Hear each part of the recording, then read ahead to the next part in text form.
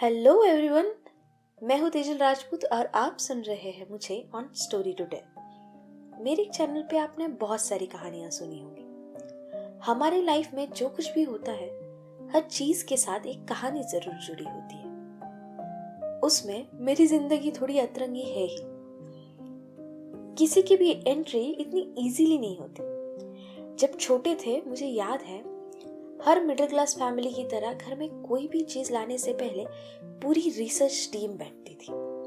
Budget pass होते थे, websites check की जाती थी, अलग अलग शॉप्स में जाके कीमतें वेरीफाई होती थी, फीचर्स देखे जाते थे, जो स्टार्स लगे हुए होते 5 स्टार 3 स्टार वो देखा जाता था। रिलेटिव्स से पूछा जाता था कि यार ये चीज ले या नहीं, कौन सी कंपनी की ले, कैसे ले। और मेरे पापा ऊपर से उसमें प्रोफेसर, जैसे वो तारक मेहता के भिड़े साहब, एकदम सेम टू सेम।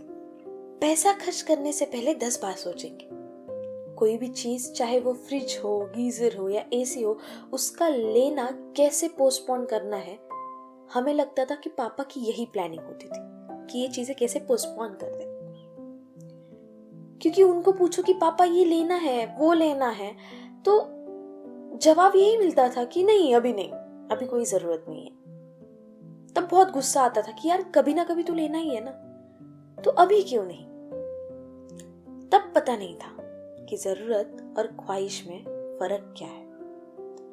बहुत बड़ी बात नहीं थी, छोटी छोटी चीजें थी, पर कब क्या प्रायोरिटी बनाना है ये हमारे छोटे से दिमाग को समझता ही नहीं था।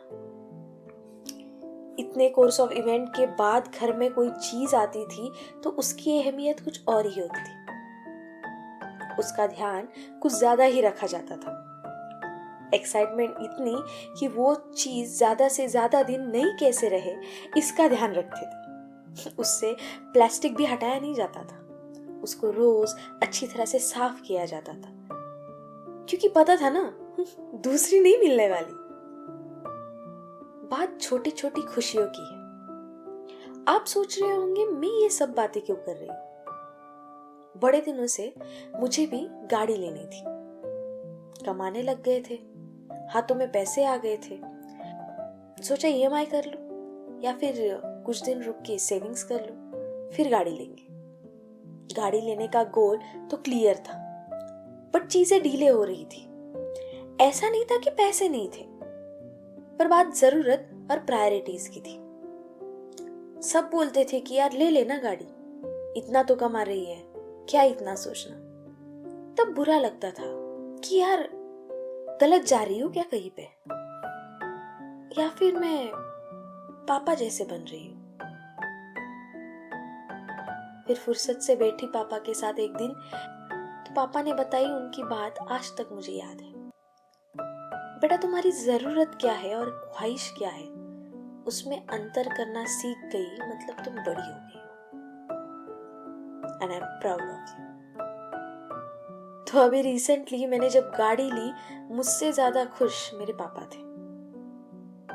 बात यही है, if we are able to differentiate between what we want and what we need, तो जिंदगी में कुछ चीजें ना पाने की तकलीफ थोड़ी कम होगी, और जो चीज तुम ले लोगे ना, उसकी खुशी कुछ ज्यादा होगी। So celebrate little joys and don't stress on the dreams that are pending, because you are building the base. तो बस बात यही है, moral of the story is, please try to differentiate between what we want and what we need. जिम्मेदारियां हर किसी की अलग है, शायद तुम्हारी कुछ ज्यादा होंगी, तो सपने थोड़े लेट ही सही, पर अपनों की खुशी के साथ पूरे होंगे।